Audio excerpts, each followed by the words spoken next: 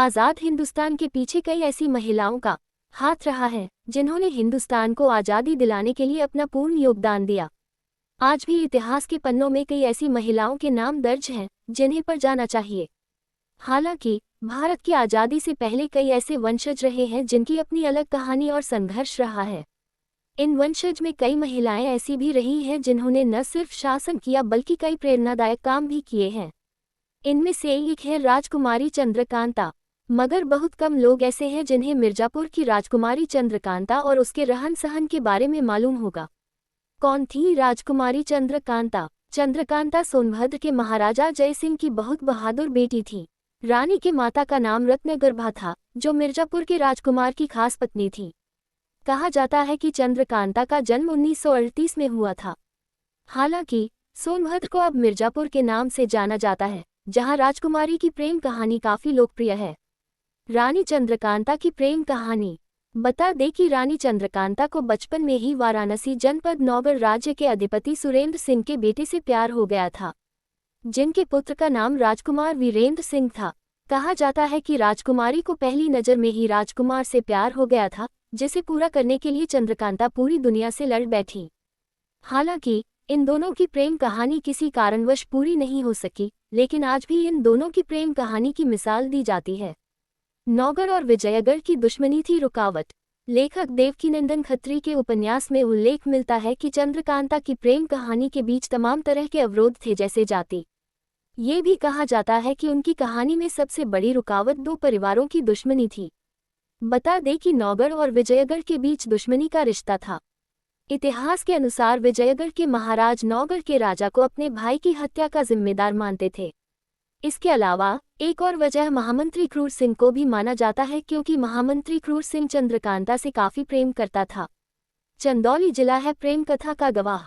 इतिहास में कई जगह उल्लेख मिलता है कि चंदौली जिले की नौगढ़ की वादियां राजकुमारी चंद्रकांता की प्रेम कहानी का गवाह है। इसलिए यहाँ के ज्यादातर लोगों को चंद्रकांता की प्रेम कहानी के कई किस्से पता हैं। हालांकि कहा जाता है कि चंद्रकांता की अमर हो गई थी, लेकिन कई जगह उल्लेख मिलता है कि इनकी प्रेम कहानी का अंत शादी से हुआ था। अयारों की साजिशों, तिलिस्मी अजूबों और अनेक ऐतिहासिक घटनाओं का गवाह रहा नौगढ़ का किला अब मिट्टी में दफन हो रहा है, और उसके साथ ही दफन हो रही है राजकुमारी चंद्रकांता की अमर प्रेम कहानी और उसका रहस्य। कभी हाथी, घोड़े और सैनिकों से गुलजार रहने वाला ये किला आज समय की मार से उजाड़ पड़ा हुआ है। किले की सुंदर प्राचीर और अद्भुत कलाकृतियां धरती की कोख में समा गई हैं। छत शेष बची है, जिस पर वन विभाग ने गेस्ट हाउस बना दिया है। आम आदमी यहाँ नहीं जा सकता। विजयगढ़ की राजकुमारी चंद्रकांता और नौगढ़ के राजकुमार वीरेंद्र की प्रेम कहानी आज भी वनांचल के लोगों के जुबानी है, जिसे लोग बड़ी दिलचस्पी से कहते और सुनते हैं। अगर पहल किया जाए तो ये किला पर्यटन का बड़ा केंद्र बन सकता है, जिससे रोजगार के बड़े अवसर भी पैदा हो। गेरुवथवा पर्वत के दक्षिण पूर्व में स्थित नौगढ़ किले के उत्तर पूर्वी भाग में कर्मनाशा नदी बहती है। किला भट्टियों के अवशेषों के साथ साथ धातु और खनिज कचरे से भरा हुआ है। इसे चंद्रकांता कोठी के नाम भी जाना जाता है।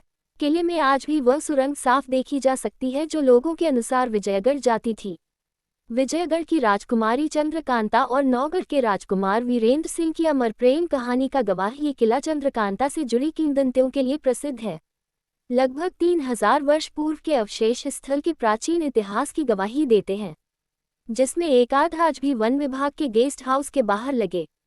चंद्रकांता की कहानी भले पुरानी हो, पर आज भी लोग इसे बड़ी दिलचस्पी से सुनते हैं। सरकार लगातार ऐसे ऐतिहासिक स्थलों को विकसित कर पर्यटन को बढ़ावा दे रही है, पर नौगढ़ के किले पर किसी की नज़र नहीं है। अगर इस किले को भी पर्यटकों के लिए खोल दिया जाए तो पर्यटन के साथ ही रोजगार बढ़ेगा। चंद्रकांता की कहानी ऐसी है कि लोग खींचे चले आएंगे। योजक चिन्ह। महाराजा बनारस स्टेट की यह आखिरी सीमा थी जहां राजपरिवार आखेट के लिए आया करता था।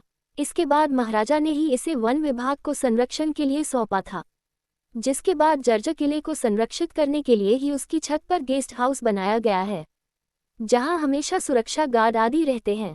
इस गेस्ट हाउस का नाम चंद्रकांता वन विश्राम गृह रखा गया है। किला नीचे दब चुका है, लेकिन इसे बाहर से देखने के लिए भी काफी लोग आते हैं।